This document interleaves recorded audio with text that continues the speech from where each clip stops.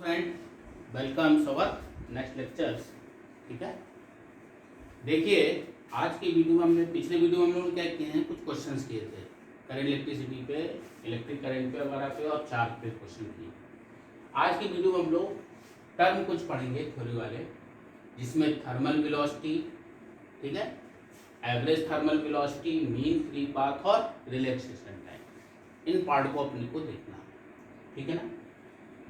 अब जैसे हम लोग देख रहे थे कि जो कंडक्टर में इलेक्ट्रॉन्स होते हैं, ठीक है ना, जैसे ये इलेक्ट्रॉन्स हैं, मान लो कोई कंडक्टर है ये, ठीक है ना, इसमें अभी बैटरी वगैरह कुछ भी नहीं लगाया है। इसमें जो फ्री इलेक्ट्रॉन्स हैं कुछ इधर जाएंगे, कुछ इधर जाएंगे, कुछ इधर जाएंगे, कुछ इधर जाएंगे, कुछ इधर जाएंगे, मतलब उनका रैंडम मोशन होता है। ठीक है, जैसे बिल्कुल सिंपली मान सकते हैं थर्मल वेलोसिटी के बारे में कह रहे हैं हम लोग, तो जो थर्मल वेलोसिटी है, थर्मल वेलोसिटी, तो थर्मल से जैसे नाम से दिख रहा है कि ड्यू टू रूम टेम्परेचर। जैसे हम लोग देखते हैं ना कि गैस के मॉलिक्यूल्स होते हैं, इधर उधर घूमते रहते हैं, तो एक दूसरे से टकराते भी तो है। ठीक है, तो टकराने के बाद क्या होंगे कि जैसे मान लो ये कोई इलेक्ट्रॉन फ्री ले लिया, एक यहाँ गया, यहाँ टकराया, यहाँ गया, यह टकराया, यहाँ गया, ये टकराया, यहाँ गया, ये टकराया, यहाँ गया। तो इस तरीके से वो अपनी क्या करता है, डायरेक्शन को कंटिन्यूअसली चेंज करता है। अगर एक फ्री इलेक्ट्रॉन देखते हैं तो, ठीक है ना, तो टकराएगा किससे, पॉजिटिव आयन से। इधर पॉजिटिव आयंस होगा, इधर पॉजिटिव आयंस होगा, इधर पॉजिटिव आयंस होगा, इधर पॉजिटिव आयंस होंगे, सभी पॉजिटिव आयन से वो बारी बारी टकराते जाते हैं, क्योंकि पॉजिटिव आयन क्या करते हैं, कंडक्टर में सिर्फ वाइब्रेट करते हैं। चलता कौन सा ज्यादा है, इलेक्ट्रॉन्स, जिसको फ्री इलेक्ट्रॉन बोला गया। तो इनकी जो वेलोसिटी है किसकी वजह से है, थर्मल की वजह से। थर्मल मतलब ड्यू टू सराउंडिंग टेम्परेचर्स। ठीक है, इनको भी गैस मॉलिक्यूल की तरीके से ट्रीट कर सकते हैं। तो इनकी जो स्पीड होती है काफ़ी ज़्यादा होती है, करीब करीब 10 की पावर 5 मीटर पर सेकेंड, इतनी ज़्यादा स्पीड होती है, ये ध्यान रखिएगा। ठीक है ना। तो इसको कैलकुलेट कैसे किया जाता है, कैसे 10 की पावर 5 होता है, इसके बारे में बता रहे हैं। पहली चीज़, जैसे पहला टर्म है थर्मल वेलोसिटी, तो पहला इसमें टर्म है it can not be zero, कभी भी ये जीरो नहीं हो सकता।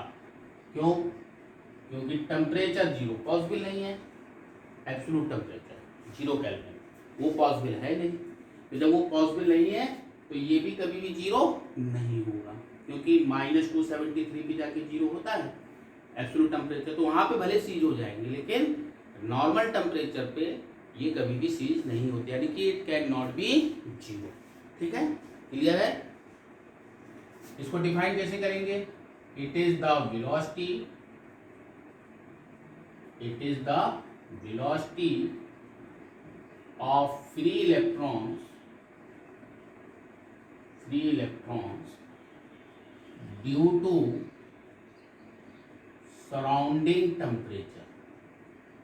सराउंडिंग टेम्परेचर मतलब रूम टेम्परेचर, उनकी वजह से होता है, पहली चीज। दूसरा, motion of free electron, motion of free electron, free electron of conductor, of conductor can be considered as, can be considered as gas molecule, motion of gas molecule in a container। अरे बात समझ में नहीं आ रही, gas molecule की तरह, जैसे gas के मॉलिक्यूल होते हैं ना, जैसे बात कोई कंटेनर में गैस भरी हुई है, ठीक है, अब इसमें जो मॉलिक्यूल है घूम रहे हैं गैस के मॉलिक्यूल, उसी तरीके से इसमें इलेक्ट्रॉन्स के मॉलिक्यूल्स को भी हम लोग माना जा सकता है। ठीक है ना, क्लियर है, क्लियर है। तो ये कौन से मॉलिक्यूल हो गए, गैस मॉलिक्यूल्स। इसी तरीके से फ्री इलेक्ट्रॉन्स का भी मान सकते हैं कंडक्टर्स में। नोट कर लीजिए, फिर इसका एक्सप्रेशन भी निकाल लेते कैसे आता है। तो हम लोगों ने फ्री इलेक्ट्रॉन के मोशन को क्या माना था, गैस मॉलिक्यूल की तरीके से। यानी कहने का मतलब हाफ काइनेटिक एनर्जी होती है ना, half mv² equal to gas molecule की एनर्जी क्या होती है 3/2 kT। ये क्या है यहाँ पर, T क्या है यहाँ पर, एब्सोल्यूट टेम्परेचर, जिसमें 273 हम लोग जोड़ देते हैं ना रूम टेम्परेचर पे या किसी भी टेम्परेचर को, उसको बोलते हैं एब्सोल्यूट टेम्परेचर। किसमें होता है ये, केल्विन में। ठीक है। दूसरा है के क्या होता है, बोल्ट्जमैन कांस्टेंट। ये अभी आप बाद में देखेंगे क्या होता है बोल्ट्जमैन कांस्टेंट, ये आपको गैस वगैरह में आएंगे थर्मोडायनामिक्स में। बोल्ट्जमैन कांस्टेंट की जो वैल्यू होती है वो होती है 1.38, ठीक है, इंटू 10 की पावर -23, 10 की पावर -23 इतनी होती है। अब इसमें देखा जाए 2 से 2 कटा तो v² इक्वल टू क्या आ जाएगा, 2 से 2 गया तो क्या बचा 3kT/m। m क्या है, मास ऑफ इलेक्ट्रॉन। इसीलिए थर्मल स्पीड कितनी हो जाएगी बेटा, थर्मल वेलोसिटी या थर्मल स्पीड तो कितना हो जाएगा v इक्वल टू √3kT/m। अब ये सबकी वैल्यू रख दो, √3k की वैल्यू कितनी है 1.38 इंटू 10 की पावर -23, ठीक है, इंटू रूम टेम्परेचर कितना हो जाएगा बेटा, रूम टेम्परेचर कितना होगा, अगर मान लेते हैं रूम टेम्परेचर कितना होता है 27 डिग्री होता है तो T इक्वल टू कितना आ जाएगा 27 प्लस 273 यानी कि करीब करीब 300 केल्विन हो जाएगा। यहाँ पे रख सकते हैं 300 केल्विन, क्योंकि टेम्परेचर हमेशा केल्विन में रखा जाता है। मास क्या है, इलेक्ट्रॉन का मास, मास ऑफ इलेक्ट्रॉन कितना होता है, m की वैल्यू कितनी होती है 9.1 इंटू 10⁻31 किलोग्राम, ये होता है मास ऑफ इलेक्ट्रॉन। समझ में आ रहा है। चार्ज होता है 1.6 इंटू 10⁻19 और मास कितना होता है 9.1 इंटू 10⁻31। प्रोटॉन का मास कितना होता है 1.67 इंटू 10⁻27, ठीक है, याद रखिएगा। तो 9.1 इंटू 10⁻31। जब इस वैल्यू को कैलकुलेट करेंगे थर्मल स्पीड, थर्मल वेलोसिटी, तो अप्रॉक्सीमेट इसकी जो आती है वैल्यू 10 की पावर 5 मीटर पर सेकेंड। मतलब जो फ्री इलेक्ट्रॉन्स होते हैं इस वेलोसिटी से सभी इलेक्ट्रॉन घूमते हैं और एक दूसरे तक आएंगे, ठीक है ना, क्लियर है। तो ये आपका थर्मल वेलोसिटी हो गया, जिसका एक्सप्रेशन भी निकाल लिया। ये सब डाटा आप थोड़ा सा ध्यान रखिएगा, थ्योरेटिकल पूछा जाता है, ठीक है, नोट करिए। फिर आगे बढ़ते हैं थोड़ा एवरेज थर्मल वेलोसिटी में। अब जैसे एवरेज निकालना हमको, ठीक है, सभी इलेक्ट्रॉन्स का, तो मान लिए V एवरेज है तो सबके इलेक्ट्रॉन्स को जोड़ दो 1 2 3 सो ऑन। मान लो कि n मॉलिक्यूल्स हैं, सबकी वेलोसिटी को जोड़ दिया, ठीक है, डिवाइडेड बाय क्या कर दिया n क्या है नंबर ऑफ फ्री इलेक्ट्रॉन्स। आ रही बात समझ में, नंबर ऑफ फ्री इलेक्ट्रॉन। अब इसमें अगर एक चीज देखा जाए वेलोसिटी में, तो अगर मान लेते हैं 100 इलेक्ट्रॉन्स है तो 100 इलेक्ट्रॉन इधर से इधर जाएंगे और 100 इलेक्ट्रॉन इधर से इधर आएंगे, तो एवरेज में क्या आएगा 0 आएगा कि नहीं 0 आएगा भाई। जैसे मान लो कुछ इलेक्ट्रॉन इधर से इधर जा रहे हैं, कोई भी क्रॉस सेक्शन अपन ने ले लिया, ठीक है, कुछ इलेक्ट्रॉन इधर जा रहे हैं, कुछ इलेक्ट्रॉन इधर जा रहे हैं, तो कहने का मतलब कि एवरेज वेलोसिटी क्या होगी वो 0, ठीक है, यानी कहने का मतलब 0 आ जाएगा, ठीक है। ये क्या आएगा एवरेज में, यानी एवरेज थर्मल वेलोसिटी। समझ में आ रहा है कि नहीं आ रहा। लेकिन अगर थर्मल स्पीड पूछता है एवरेज या थर्मल स्पीड पूछता है, जैसे एवरेज थर्मल स्पीड, तो वो अप्रोक्सीमेट वही रहेगी 10 की पावर 5, यानी कि इट कैन नॉट बी 0। ये ध्यान रखिएगा, ठीक है ना। क्लियर कट समझ में आ रहा है कि नहीं आ रहा। तो एवरेज थर्मल वेलोसिटी में भी it will be zero always, लेकिन थर्मल वेलोसिटी कभी जीरो नहीं होगी। इसी तरीके से एवरेज थर्मल स्पीड भी क्या होगी, वो जीरो नहीं होगी, क्योंकि हमेशा इलेक्ट्रॉन्स कोई जीरो पे नहीं होता। हाँ ये है कि जितने इलेक्ट्रॉन इधर से इधर जा रहे हैं उतने इलेक्ट्रॉन इधर से इधर आएंगे, तो कहने का मतलब एवरेज में क्या होगी, वैल्यू जीरो होगी, लेकिन कभी भी तुम्हारा एवरेज स्पीड जीरो नहीं होगी, ना तो स्पीड जीरो होने वाली है। ठीक है, ये दोनों टर्म अपने हो गए। अब अपन मीन फ्री पाथ और रिलैक्सेशन टाइम में चलते हैं। नोट कर लीजिए इसको, फिर आगे बढ़ना है। तो अब हम लोग बढ़ते हैं मीन फ्री पाथ। अब देखो पहले बात तो फ्री पाथ क्या होता है, फिर मीन क्या होता है। अब जैसे हम लोग सिंपली बात समझे कि हम लोग ने मान लिया कि कोई भी दो पॉजिटिव आयंस है, एक पॉजिटिव आयंस ये है, एक पॉजिटिव आयंस ये है। ठीक है, क्लियर है। कोई इलेक्ट्रॉन इससे चला और इससे टकरा गया, फ्री इलेक्ट्रॉन। इससे टकराने के बाद मान लो इसकी डायरेक्शन घूम गई, इधर चला गया, और फिर टकराने के बाद फिर मान लो इधर चला गया। ठीक है, समझ में आ रहा है कि नहीं आ रहा। तो ये जो एक बार इससे टकराया, एक बार इससे टकराया, तो ये टकराने में कुछ ना कुछ डिस्टेंस चलेगा कि नहीं चलेगा, चलेगा ना। इसी को बोलते हैं फ्री पाथ। क्या बोला जाता है, फ्री पाथ, यानी कि distance travelled by free electron between two successive collisions is called the free path. अब मीन क्या वर्ड होगा भाई, देखिए अब ये भी तो वाइब्रेशन करेगा कि नहीं करेगा, ये भी साथ में वाइब्रेशन करेगा। तो कभी क्या होगा, पाथ ज्यादा होगा, कभी पाथ क्या होगा, कम होगा। इसलिए सभी पाथ का, फ्री पाथ का अगर मीन निकाल लिया जाए तो उसको क्या बोलेंगे, मीन फ्री पाथ। उसको किससे निकालते हैं, लैम्डा बार। यानी कि लैम्डा क्या हो गया, फ्री पाथ हो गया, और उस पर बार लगा दिया, इसका मतलब मीन वैल्यू हो गया। समझ में आया कि नहीं आया।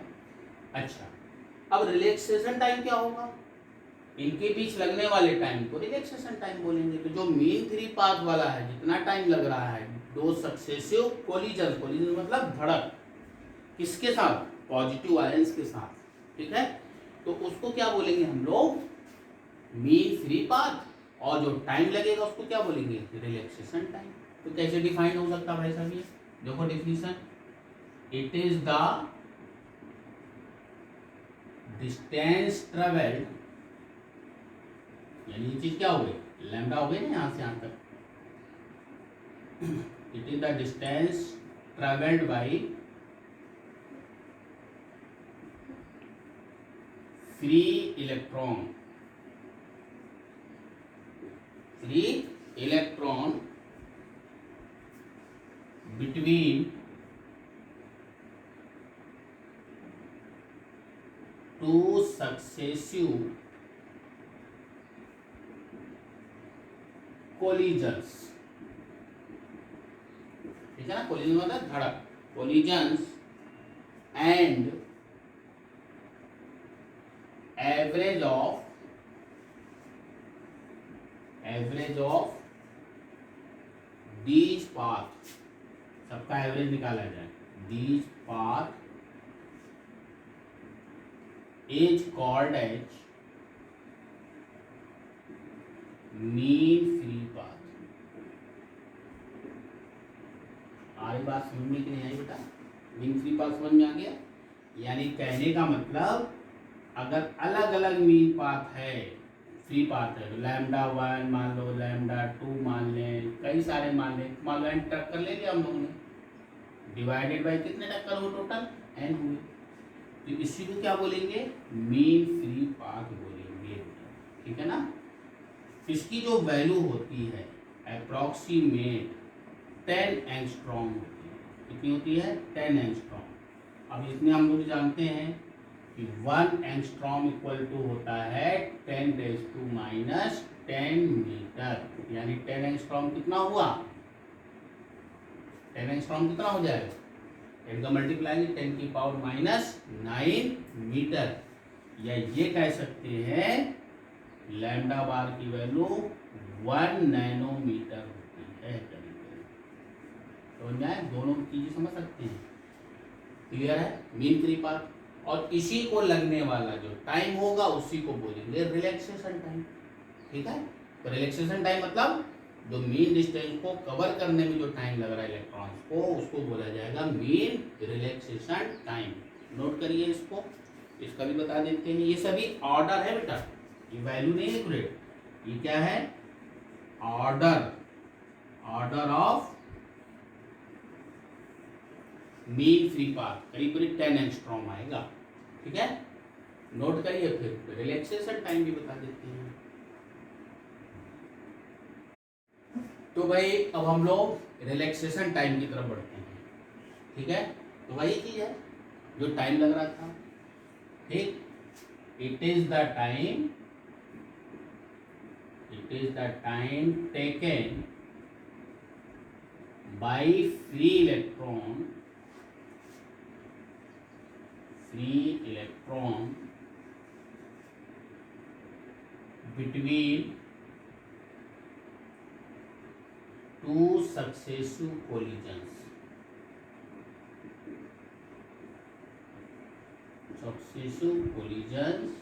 and average of this time is called, क्या कहलाएगा? Relaxation time. अब हर टक्कर के लिए मान लो अलग अलग टाइम लग रहा है। ठीक है,